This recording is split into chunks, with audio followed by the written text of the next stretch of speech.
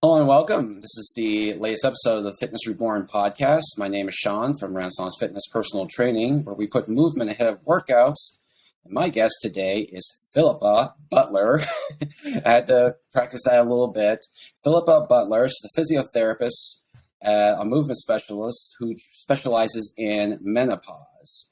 And really excited to have her here with me because a lot of the stuff that I've seen from her website and her articles and things like that, they all really jive pretty well with my own philosophies as a trainer and as an exercise specialist. So, Phillipa, thank you for joining me. Well, thank you, Sean, for having me. It's wonderful to be chatting with you today. Right. Yeah. So, as you probably already can tell, she's in the UK.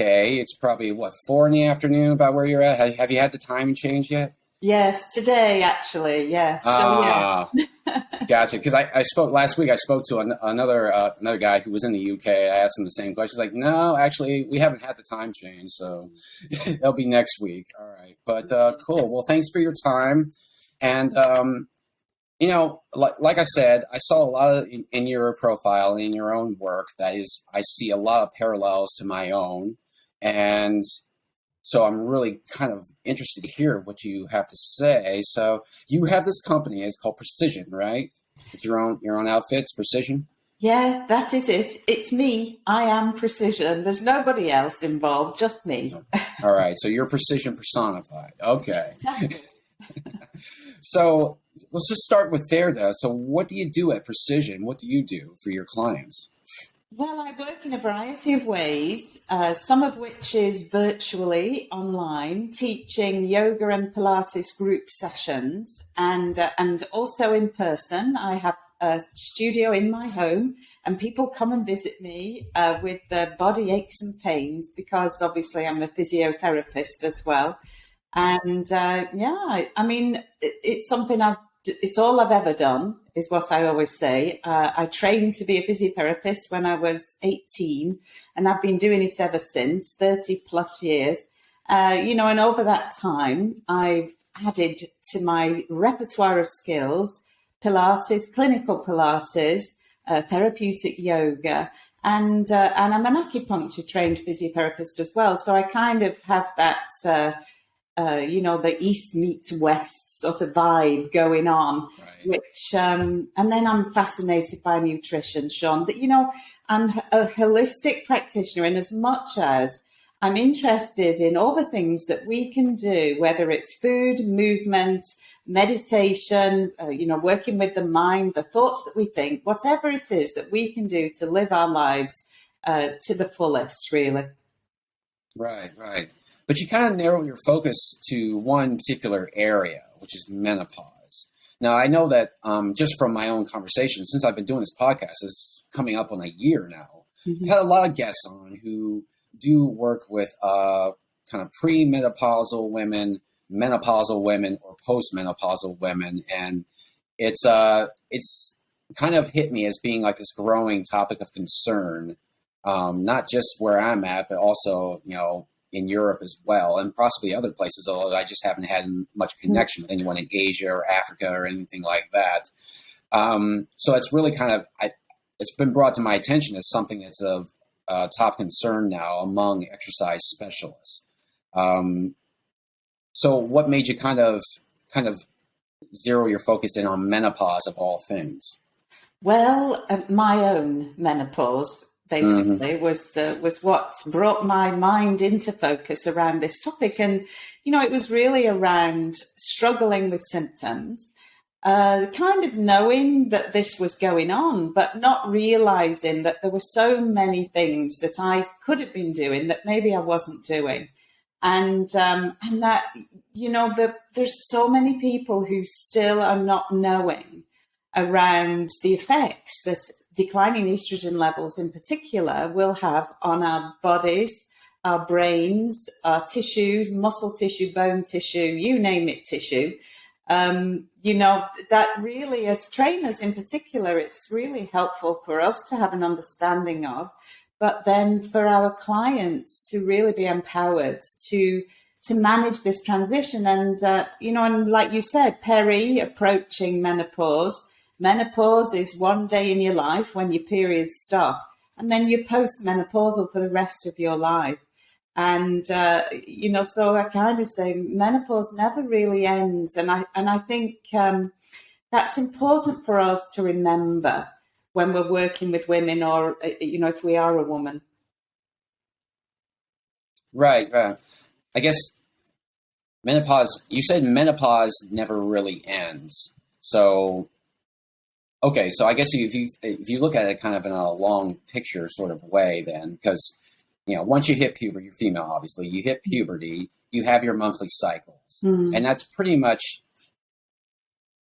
in a way, almost kind of like dominates your life from that point on, because it's either like the monthly cycles, and then maybe you have children, and then you go into perimenopause or menopause, and then after postmenopause. So it's just kind of like, it's kind of like this omnipresent kind of thing that is in your life from the time that you're maybe 12 and beyond.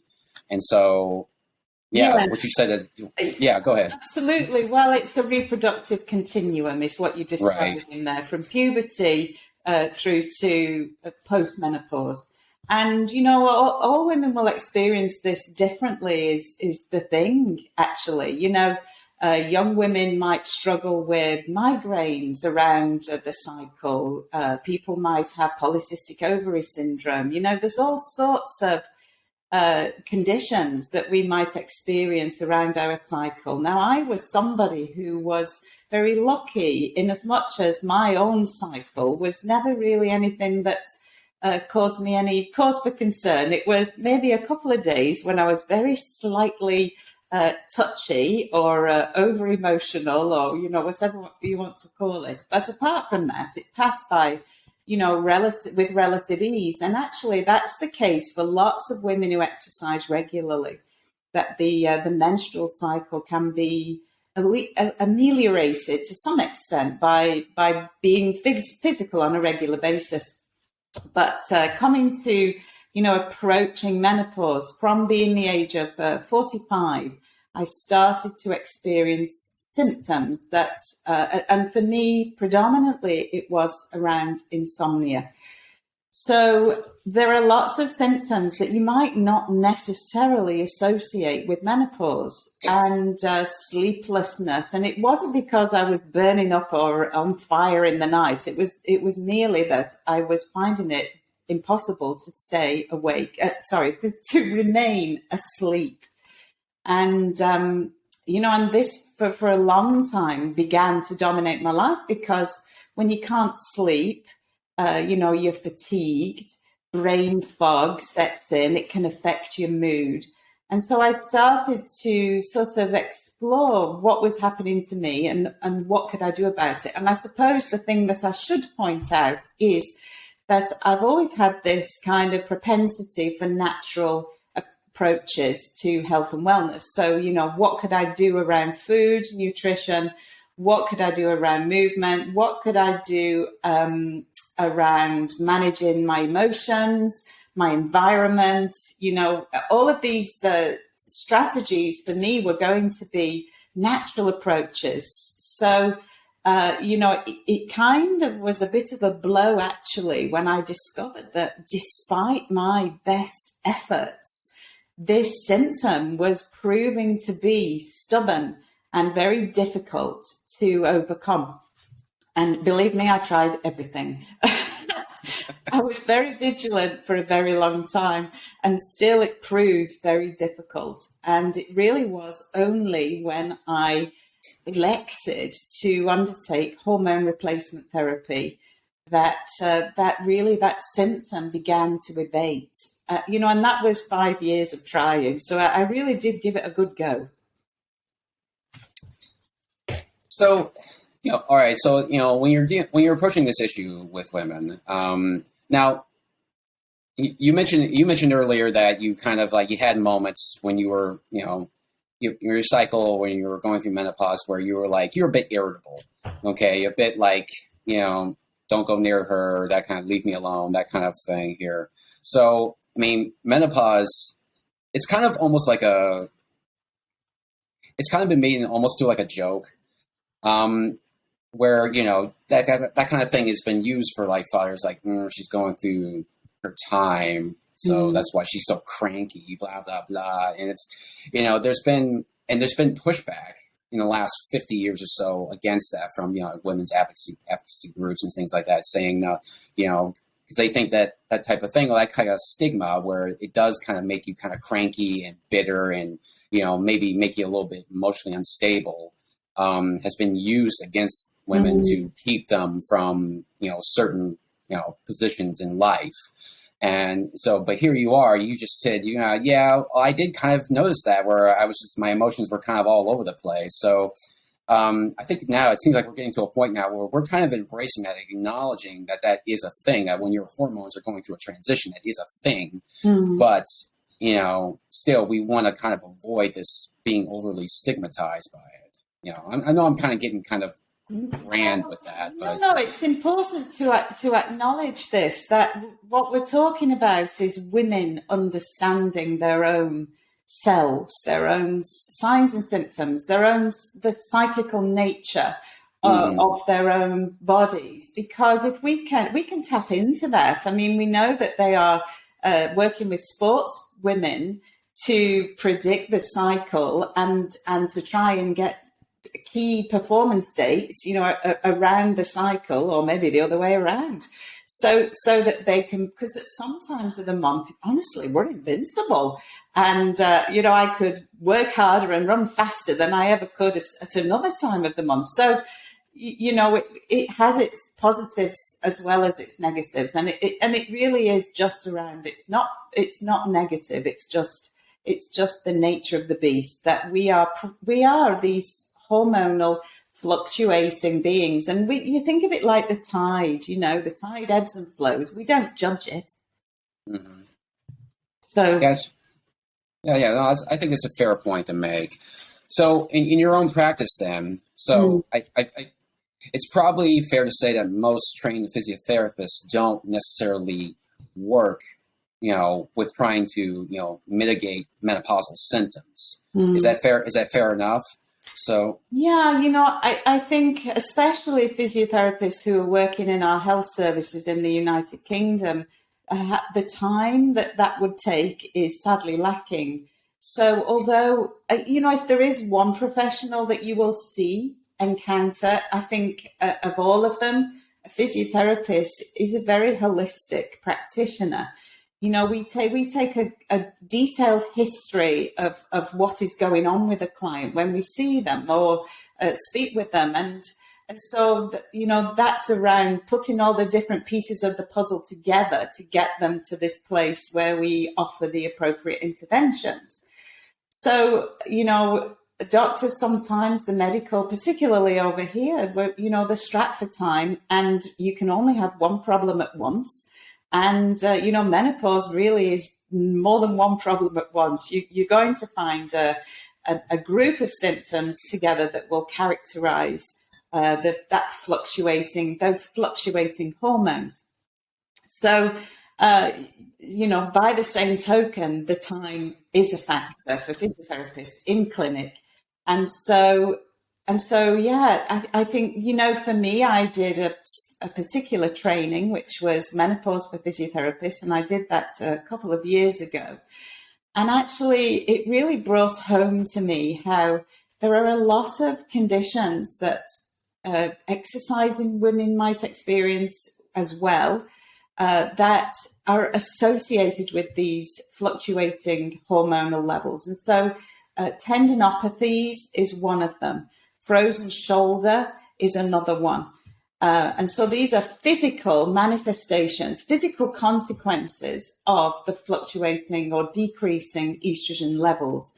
So tendinopathies are things like tennis elbow, plantar fasciitis, Achilles tendinopathy, that's the tendo-Achilles tendon at the back of your ankle. So that we know that these decreasing levels of estrogen can have a bearing on conditions, physical conditions. Now, so I kind of feel like historically, back when I was a young physiotherapist, I may not have been aware of that. And so, as part of our history taking, it's useful for us to know where a woman is on that hormone highway, if you want to think of it that way.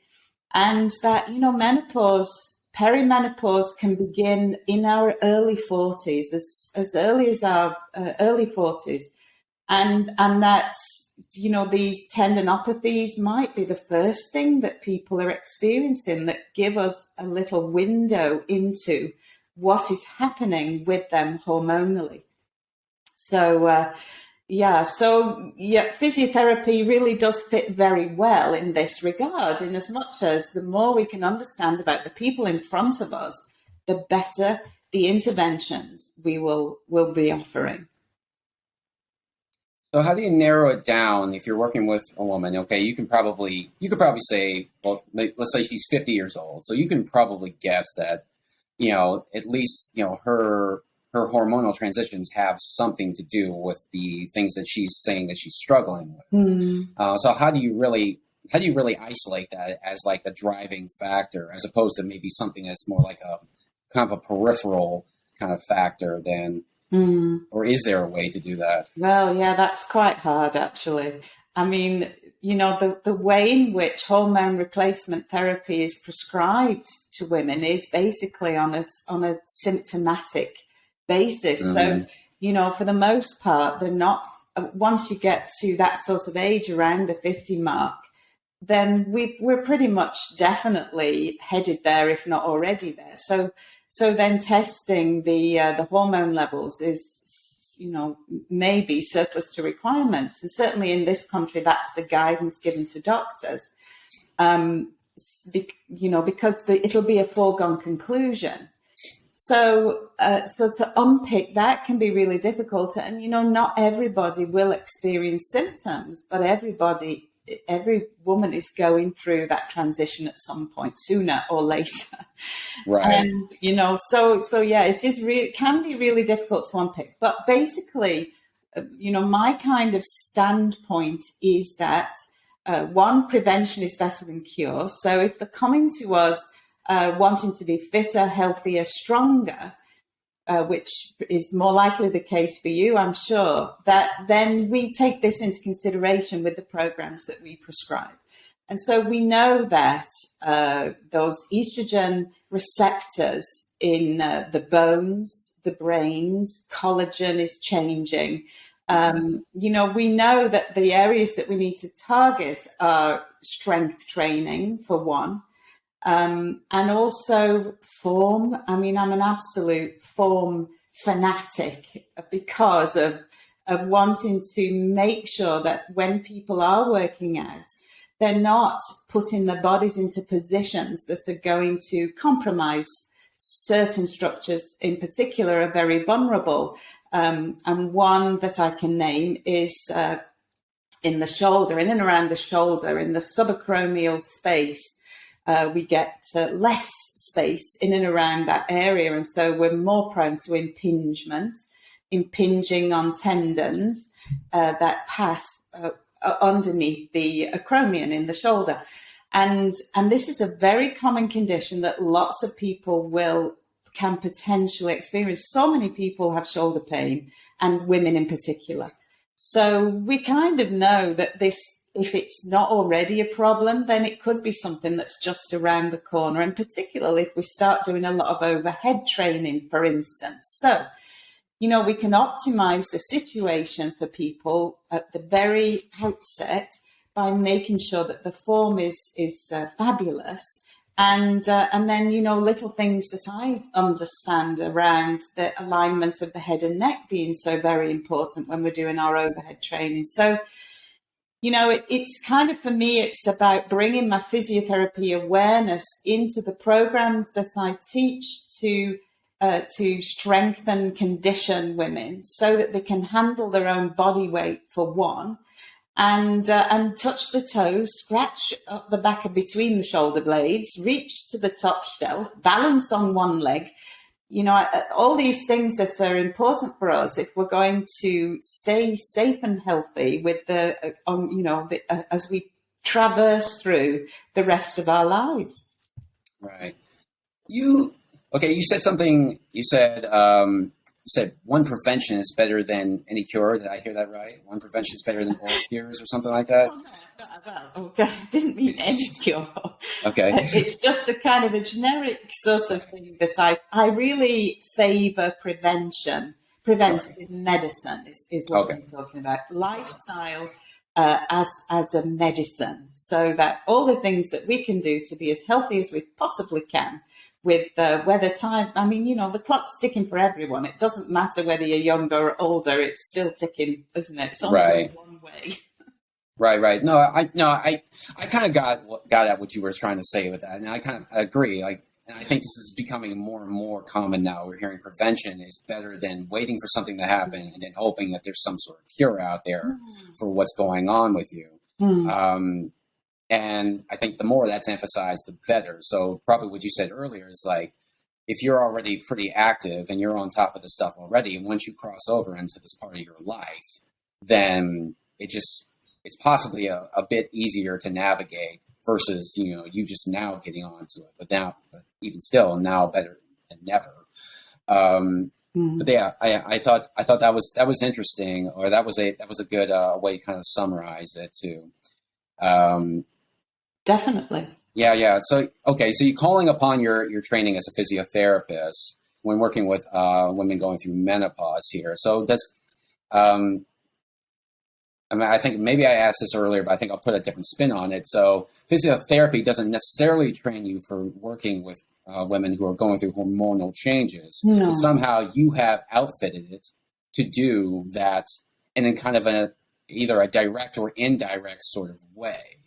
So kind of go into that a little bit more. Yeah, no, absolutely. That is exactly what's happened. It's evolved the way in which I work. The knowledge that I've been gaining and seeking over the last almost 3 years now of my own journey to really understand as much of this stuff for myself as I possibly can has definitely informed the way that I work with people.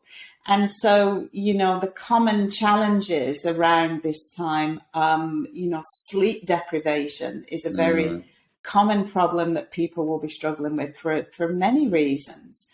Emotional disruptions, emotional disturbances, and this two-way street between the brain and the body, that how we feel emotionally can really influence how we feel physically. Fatigue, for instance, is something that is very much a two-way street, and depression, anxiety, all of those things. So that's for me, it's around how can I make sure that people are moving in a way that is nurturing the bodies in the most appropriate manner. And so, over this time, I've trained to be a yoga teacher. I've been a Pilates teacher for 17 years, and that's something that I've really enjoyed as an approach to movement, where we are incorporating a lot of technique into the movements that we make, a lot of control, precision. That's where the business name came from, actually, and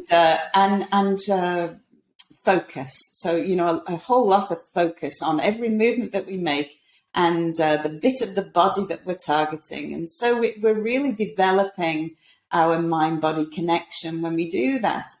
And then, of course, with my own issues around menopause, I was beginning to explore yoga a lot more, and not just the movements, but the breath techniques and the meditation techniques. And so I found that is something that really works very well particularly around energy and sleeplessness. And then if we think only of the yoga movements, then of course we're preserving our joint function by remaining supple. So, we need to be supple. We need stamina to deal with our lives. We need strength to manipulate objects around our lives. We need, I can't think of another one that begins with S, steadiness. There you go, for balance. And so these are the sort of metric, the the elements that I incorporate into the programs, because, you know, the work that I've done leads me to understand that really, you know, being able to balance on one leg could ultimately save our lives one day. And the faster that we walk, the longer that we will live. So, you know, there's a lot of evidence that I've been distilling and incorporating into my own knowledge base. And as much as possible, I try to pass this along to the people that I work with. And then let's not forget the pelvic floor. So yeah, the pelvic, the almighty pelvic floor. Yeah, that's been coming up over and over again. Yeah. Yeah, well, quite. So pelvic health is something, you know, with our decreasing hormonal levels, then the pelvic floor, it's a muscle like all the other muscles.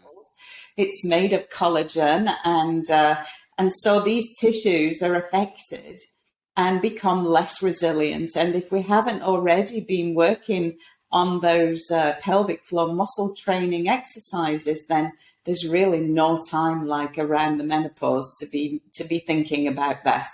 And so I've learned a whole lot for myself around pelvic health, and there's a lot in yoga. The bandhas, right. You know, the Uddiyana Bandha is going to speak to the navel, is going to speak to the pelvic floor. And then, of course, the Mula Bandha is the pelvic floor. So, you know, that's very much within yoga. And actually in Pilates, the transversus abdominis that we're speaking to in Pilates, that also speaks to the pelvic floor. So, you know, all of this stuff really starts to kind of come together like a jigsaw puzzle. And although the classes that I teach, I keep these two disciplines separate. When I work with an individual, you know, we pick and mix and we take what works. And sometimes it's Pilates, and sometimes it's yoga, and sometimes it's physiotherapy, and sometimes it's cupping, you know, whatever's required really. And it's usually there's a little bit of advice around nutrition and, you know, mindfulness, and oh my gosh, the list goes on. So functional training, it's kind of a hot buzzword that's been picked up pretty recently within the last 10 years or so, probably maybe a little longer. So what is your definition of functional training? Because everything that you just spoke about could easily be categorized as functional training. But then, you know, people have this kind of, there is sort of this amorphous definition to what is functional training, you know, because you can apply it in a good way and a bad way. You know, if you spend all day long sitting at a computer for, you know, 30 years or so, and then your shoulders are like this, you're hunched over now, well, because your body has molded to that chair you've been stuck in for 30 years. Well, that is a functional practice. Your body is now functioning in the way that you have conditioned it to function. So, so kind of tell us what your take on that is. Well, you know, my take on functional training is the things you need to do to function optimally. And you know, so what is optimal function? Like you say, if sitting in an office chair is what your work demands of you, then yeah, we need to be able to do that. But by the same token, doing that all day is actually has negative ramifications for your health. So actually in our training, we'd want to be doing something different, wouldn't we? And so if you spend a lot of your day bent over, then I'd think about working the back of you a bit more when you're not sitting down. But yeah, I mean, I don't know about you, but I do think that these names, you know, that get bandied about, the terminology, it's just a way for somebody to be able to differentiate themselves in the marketplace that is so competitive. And if you can give it a name, better still, if you can copyright it, then, you know, then that's good for them, isn't it? But actually, I don't think there's a right way of doing this stuff. I think that everybody's body is different. And that, you know, some of us will be hypermobile, some of us will be erring on the stiffer side of the house. And also, what are the demands of your life? Are you an athlete? Are you a house mom? Are you, you know, what are you doing in your day? What sorts of things do we need to prepare you for? And what I do know without a shadow of a doubt is, for people who have physical jobs, just doing the job alone is not enough to keep them fit. We need to train to be fit, to do the things that we do, that we want to do. And actually, as we're getting older, we have to train a little bit harder for life to feel easy still. And that's for me, that's why I want to work with people, to train them so that life feels easier, as easy as it could. So just doing a physically laborious job is not enough. So just doing a construction job, that's not going to cut it. You gotta have more.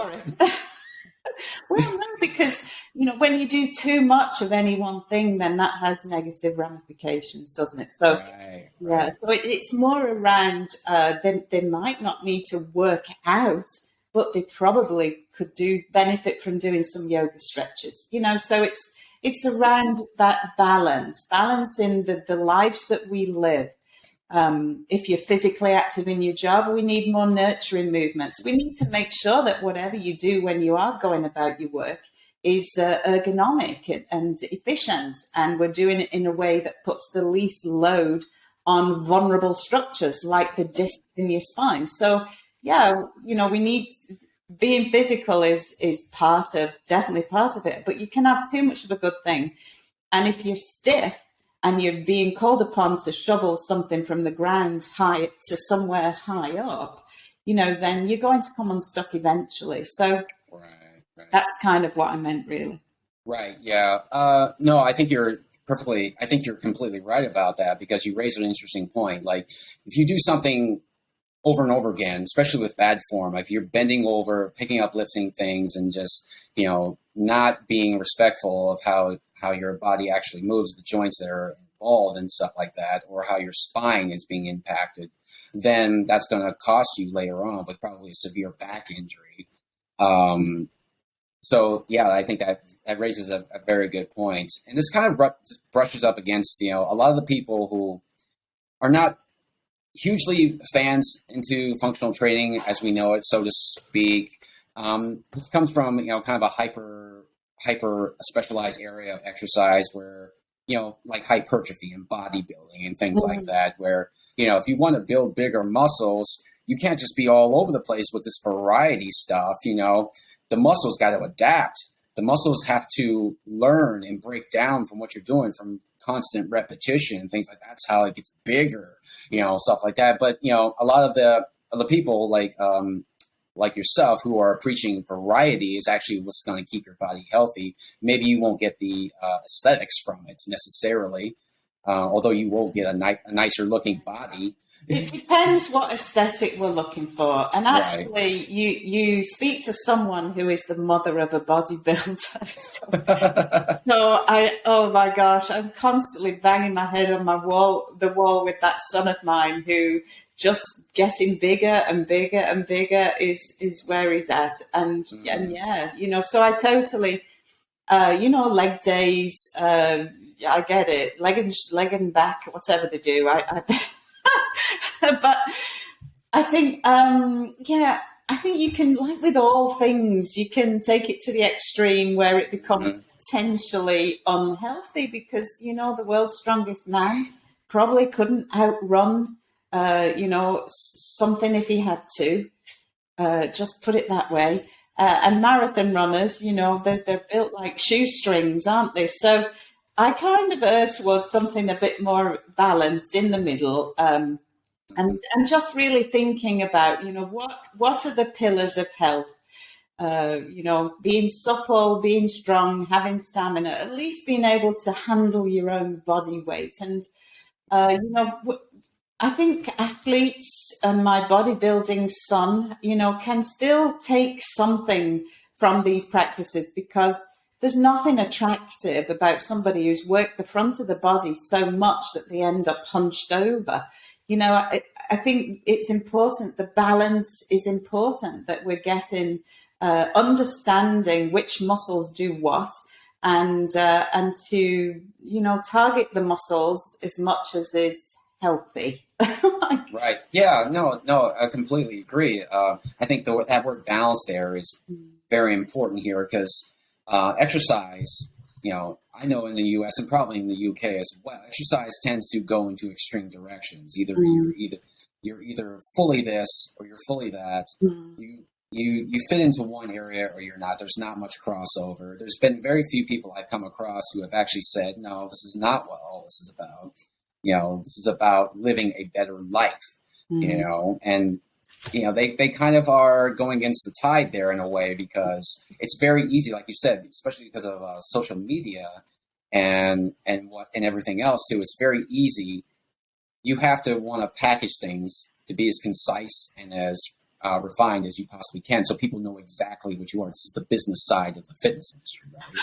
So they know exactly where you fall. They know exactly what you're at, and if they can't, within 6 seconds, figure out everything about you, or everything about what you offer, then they're just gonna turn away from you because they're looking for that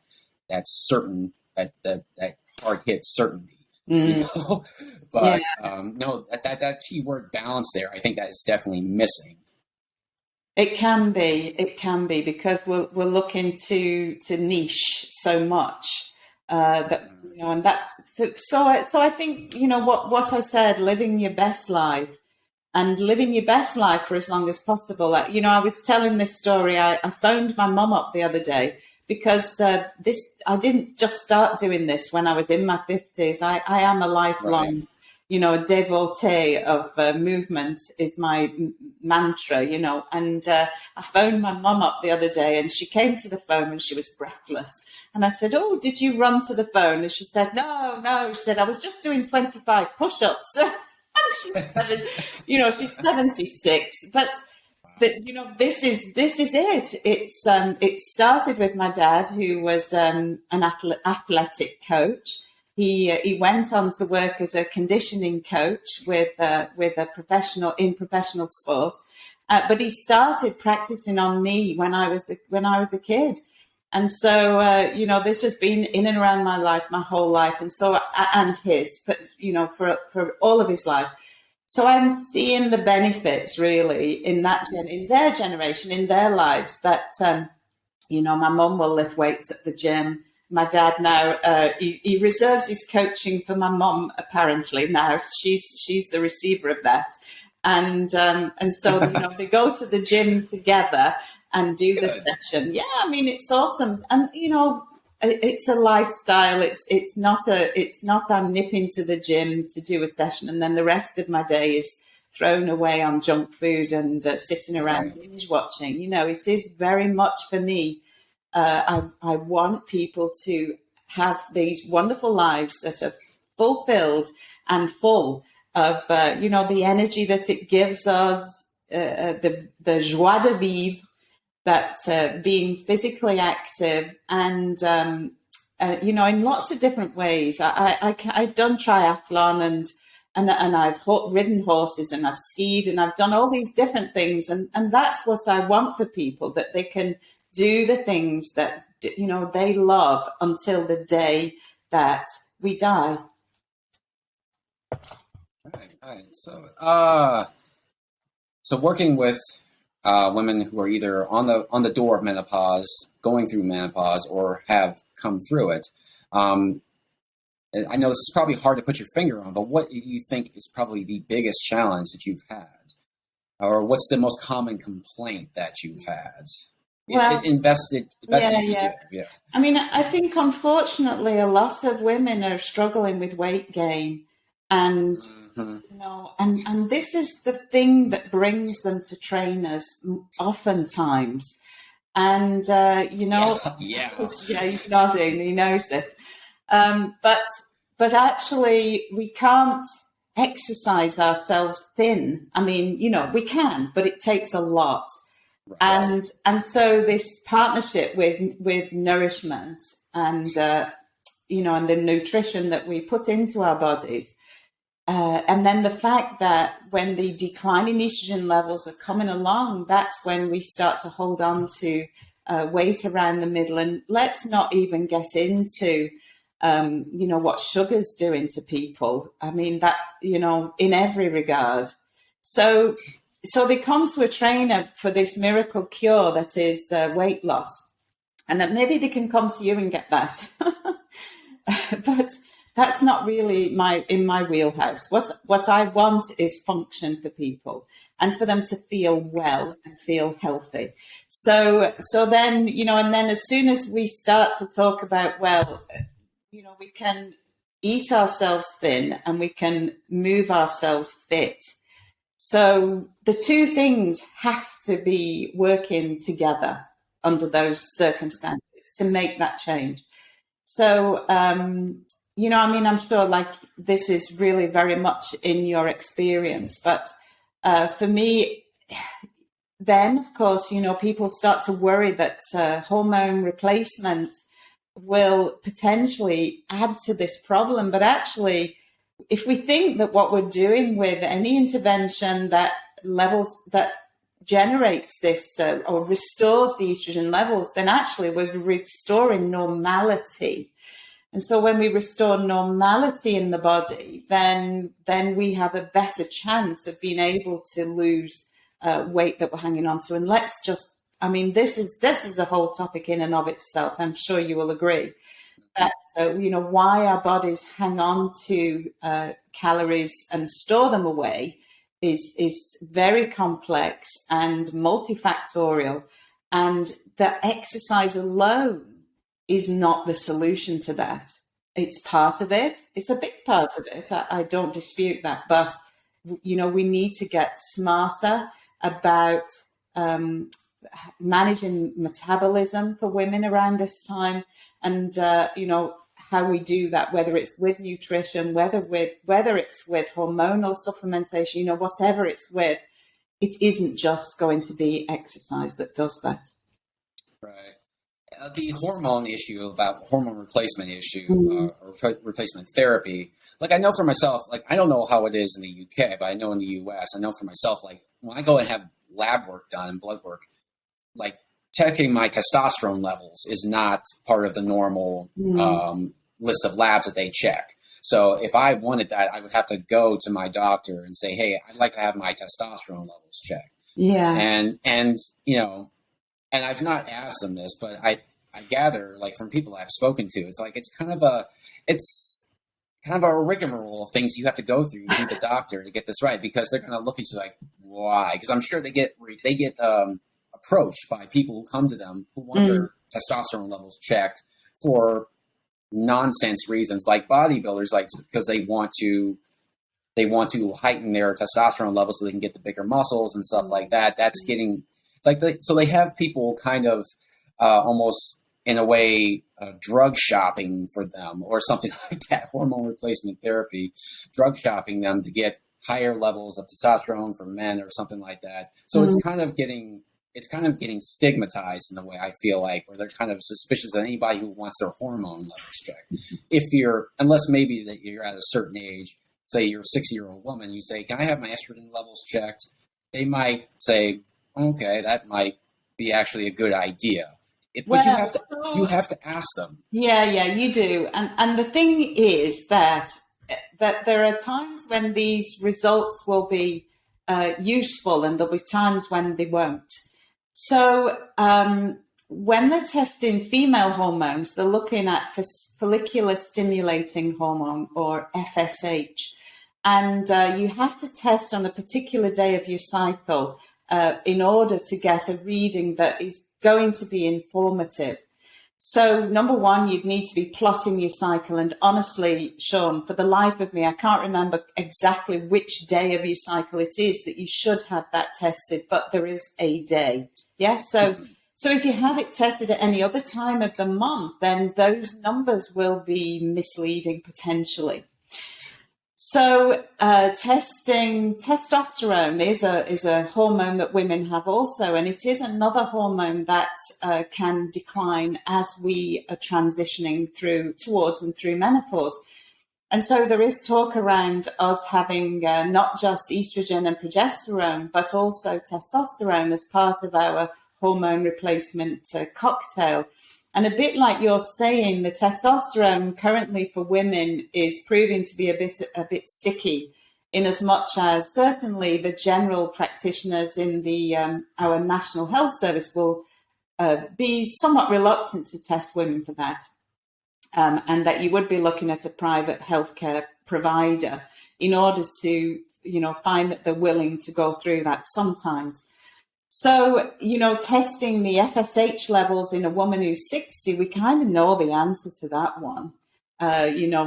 We know that these levels are low.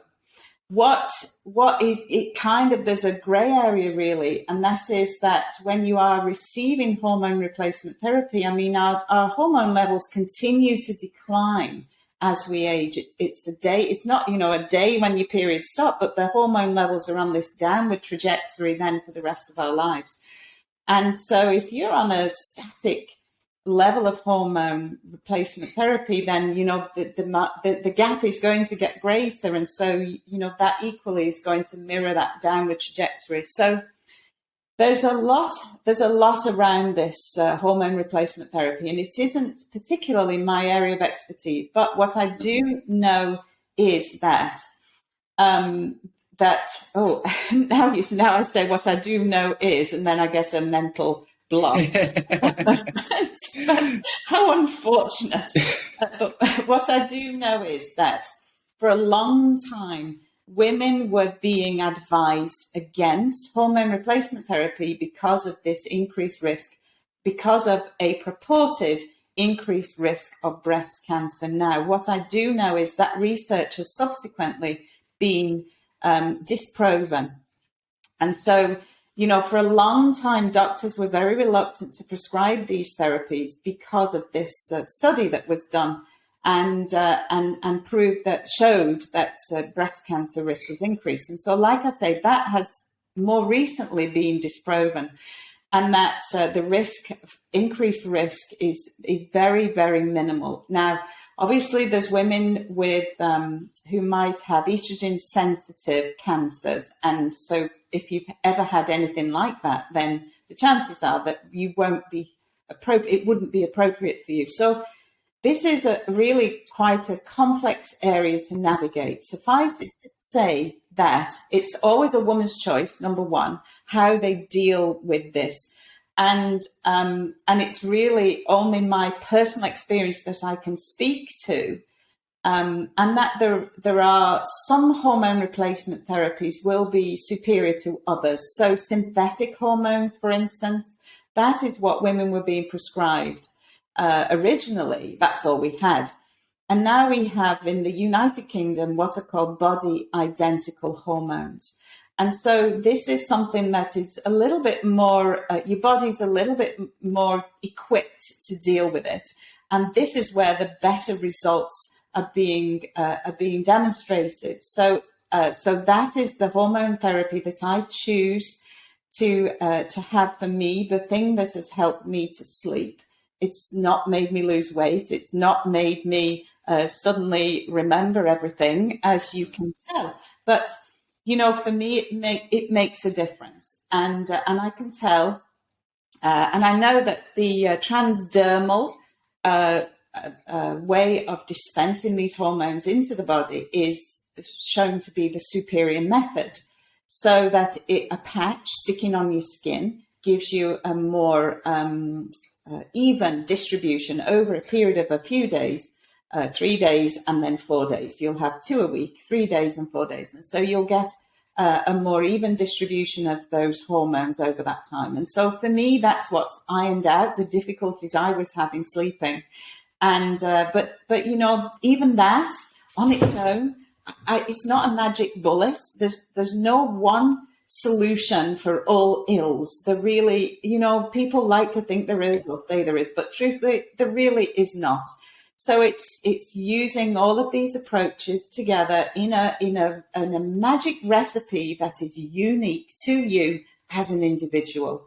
And so that's what I would hope that women can access, have access to information and clinicians who are supportive of them navigating their lives in the way in which they choose. To be as fit and healthy as they possibly can be for as long as it's possible. you think the reason why a lot of this is becoming so talked about now, or why that we are working kind of clumsily sometimes to navigate our way through this and understand this better, is because it's kind of like making up for lost time sort of way. This hasn't been really a focus for the medical world for a long time. It was just kind of something that was kind of taken for granted. Well, it happens. It's going to happen. There ain't nothing you can do about it. You're just going to have to suffer through it. Yeah.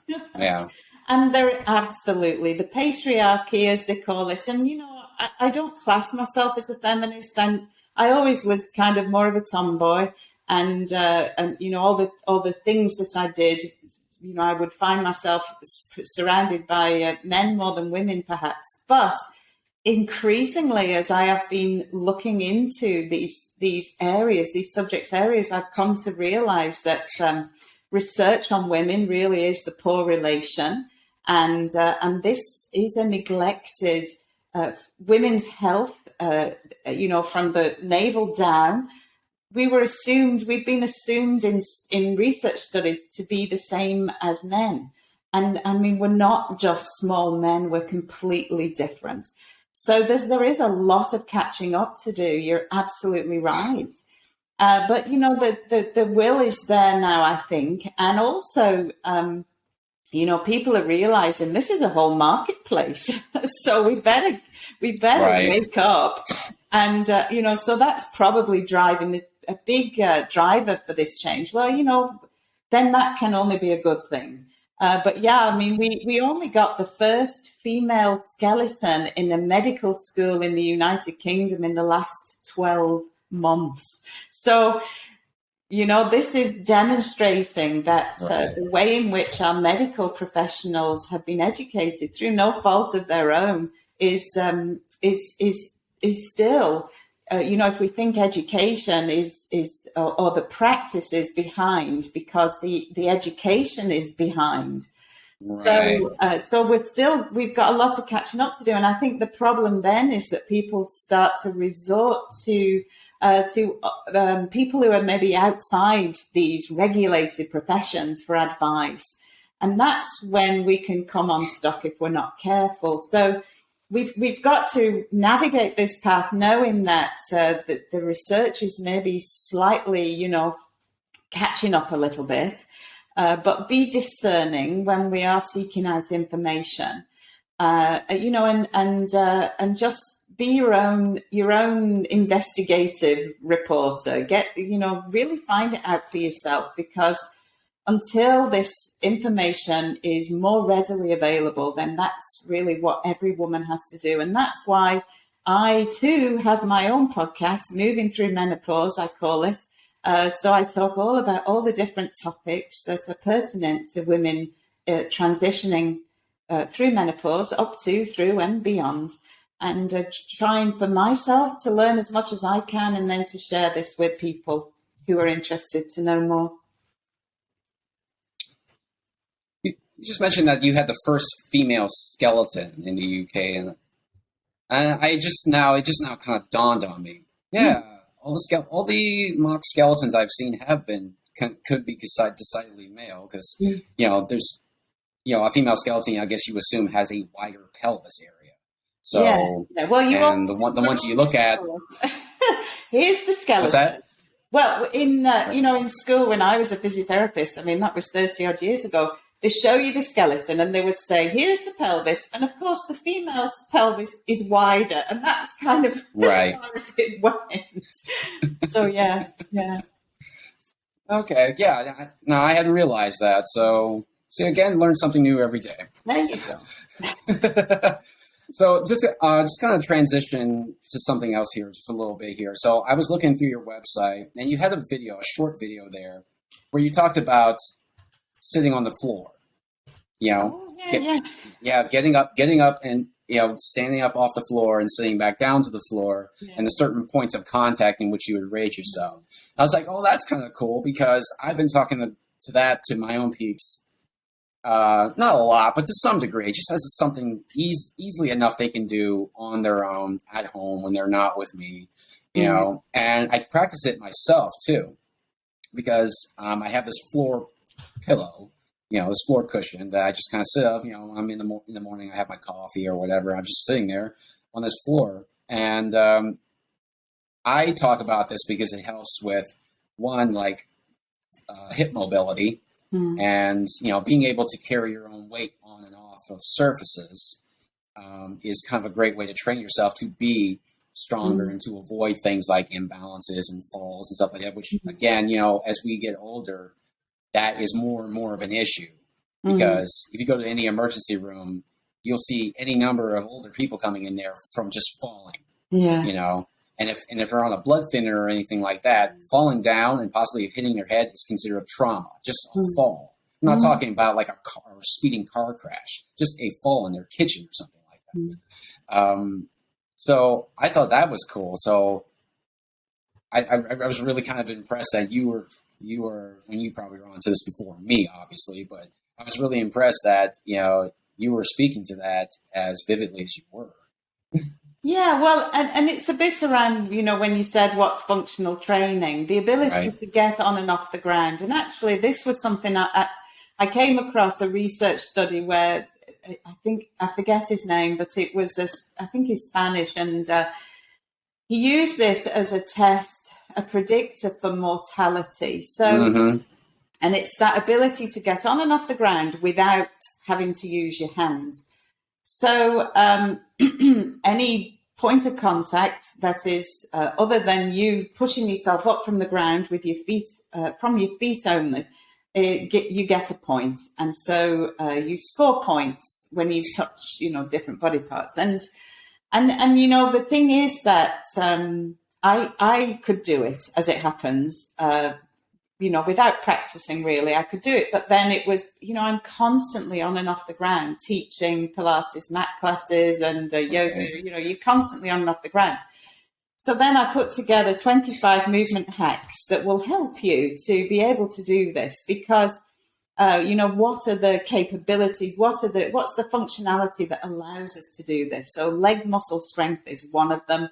Hip mobility, absolutely. I mean, some people are just really never blessed with supple hips, are they?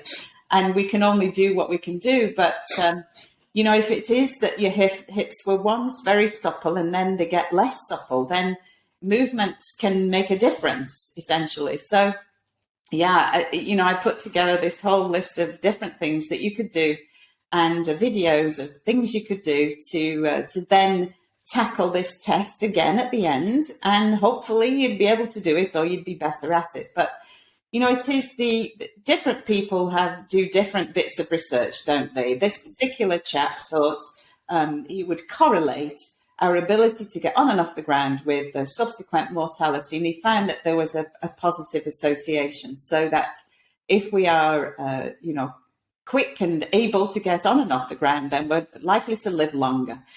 These little things speak to me because, like I said, handling your own body weight, that ability to get on and off the ground, to get down and play with grandchildren. People talk about, it's just such a shame that I can't get down and play with my grandchildren, or, this, that, and the other. And gardening tasks that people really enjoy doing, things that become then prohibitive because of our inability to be able to do these things. And there are workarounds as well, is the thing that I didn't put in my videos, grab a chair and use that to help yourself to get up.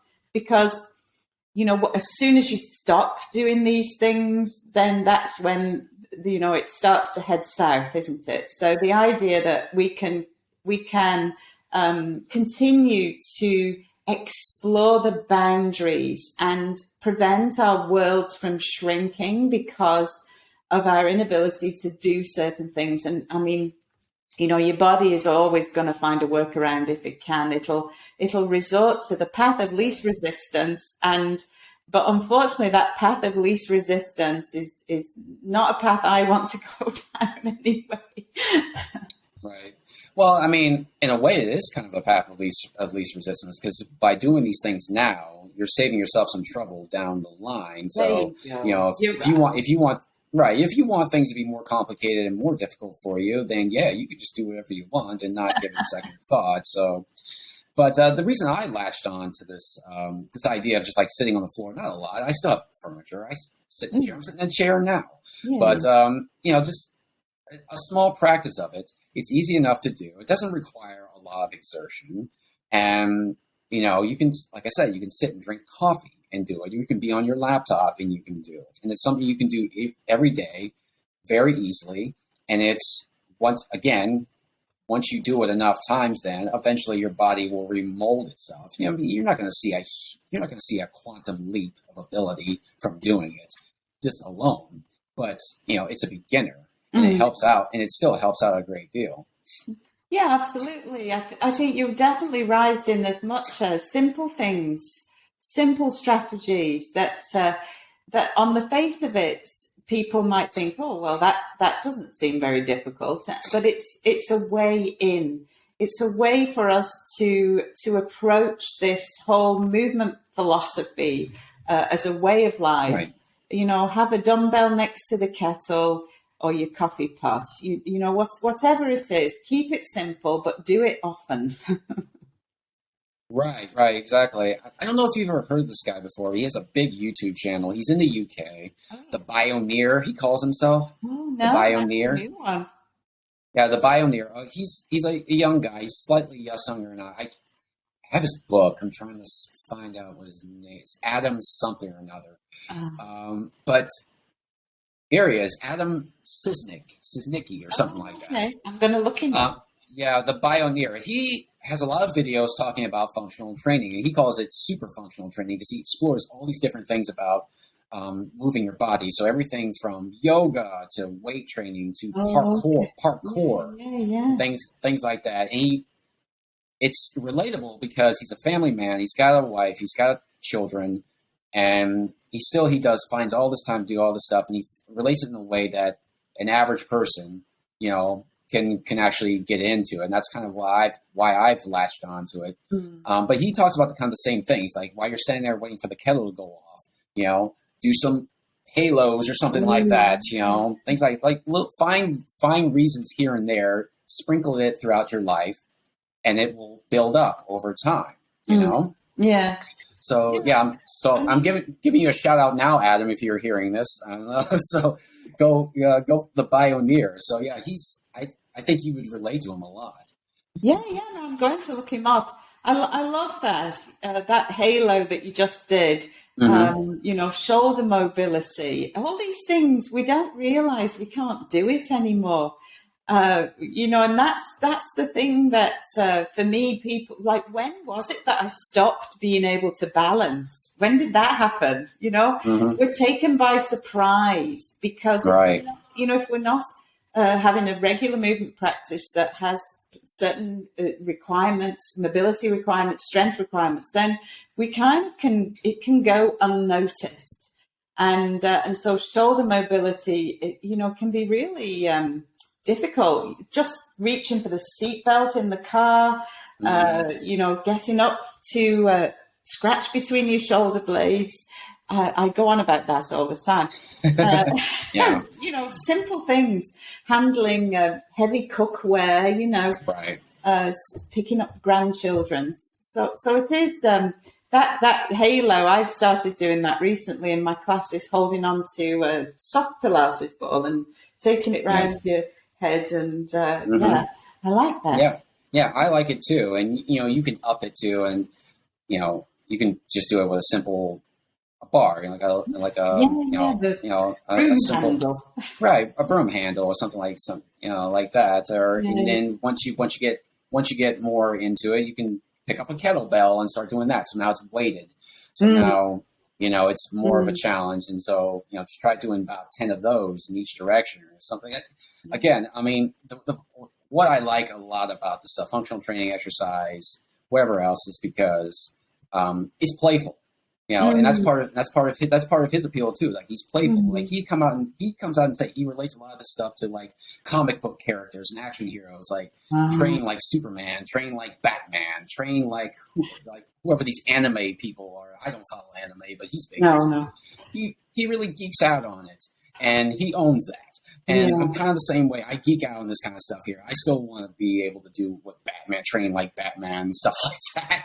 I don't know. But, I yeah. mean, I admire you and I admire him for being that way. And unfortunately, I was born being about 85 before I even left the womb, I think. I've always been an old soul and I've always been very serious. And so I find that it's kind of difficult sometimes for me to be that playful person. I'm more likely the person who might just tell you off, So, it's just my genetic makeup, I guess. So that's partly why Pilates appeals to me so much, because of the regimented approach to movement. You know what I mean? And playful. But there's a place for that too. Well, yes, not quite. But so for me, I err towards that end of the scale. And so for me, I need to really, or it would be good for me to explore a little bit more around the playful element. I did yoga on a paddleboard last summer. Do you think that counts as playful? Yeah, sure. Yeah. I mean, and I don't want to get too far off topic here, but yeah, I think, and I've started incorporating this even more. Like, if because in the area I'm working with, if I don't find something that I think that I want to work with, and I've gotten in the habit of like rigging things together safely as I can, rigging things together for myself and the people I work with, that they can use it for the exercise that we're working in. Just little things here and there, outside of having any official equipment. Yeah. I mean, the exploratory, the experimental elements of it, the playfulness of it. Yeah. And I don't know about you, but if I do something too often, or just months and months and without any variety, I'm getting bored, and I crave something a little bit else. Yeah. I don't know that I've taught two classes the same.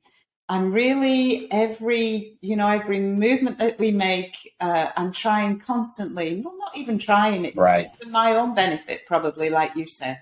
But no, it is important. You say off topic. We're not getting off topic because, as part of a menopausal transition, for us to reconnect with that playful, youthful side of ourselves and, give yourself permission to have fun and really enjoy this part of your lives, and make movements a part of that, and make it fun, and get together with other people and enjoy community, and try new things and different things, and just find that sort of happy spot where you're doing enough, not too much, and you're feeling the benefit. Exactly. Phillipa, as we're going to start to wind down now, I have a closing tradition on this show where I ask the person that I'm speaking to, because we talk about a lot of things. We've run over an hour now. We talk about a lot of things. And I ask them to try, if you can summarize, or not summarize, but maybe leave people with one thing to walk away with. If nothing else, if they walked away with nothing else from this, what would you like them to remember? It's your body, and it's your job to look after it. And so, and head on a journey with your own self, your own body. Make time for this stuff. It's fun. It's a journey of discovery, and it's really, really important. And anybody can do it. Anybody can do it. And we all stand to gain from doing it. And it's never too late. There you go. I think that's wonderfully said. Phillipa, thank you so much for your time. Thank you. Thank you so much, Sean. I've thoroughly enjoyed our conversation. I hope your listeners will find something they can take away and run with. I'm sure they will. Where can people find you at? Where's the connective links? Well, I'm my website, precizion.co.uk. Now, I spelt it with a Z, Sean. That was probably a mistake. Although, no, that's quite an American thing to do, isn't it? Precizion. Well, I'll put Oh, all okay. your I'll put all your connective links all in the show notes. Thank you. So it'll be right. And then I do this for everybody, and it'll be there handy. All your social media, your website. I noticed you've also got a couple of books out there too. So if you want me to connect people with that, I can do that. If that's, if they're on Amazon or something. I'm not so far as being a published author, but what I have is training courses that I publish. Okay. So yeah, a couple of training courses: Menopause for manual therapists and lower limb biomechanics of the lower limb. So I'm getting all technical in that course, but yeah. Well, you got the technical aspects are guiding lights. I mean, it's kind of like writing. You got to learn what the rules of writing are before you can decide I'm going to break them and do something else. So like something like that, I guess. But so I'll put all that stuff on there. The website, the social media, the training courses, if you would like that on there as well. There's more of a direct link. I know they can get it to your website, but if you want them to actually be able to click once and get there, I can do that too. Okay. But again, thank you so much for your time. This has been a great conversation. I love talking to like-minded people here. There's a real flow. There's a real shorthand that kind of kicks in that is just wonderful to me. And I hope it was for you as well. It was. Thank you, Sean. It was. Thank you. Thank you. Thank you. All right, everybody. This has been the Fitness Reborn podcast. I'll see you next time. Thanks for listening. Move forever. Peace out.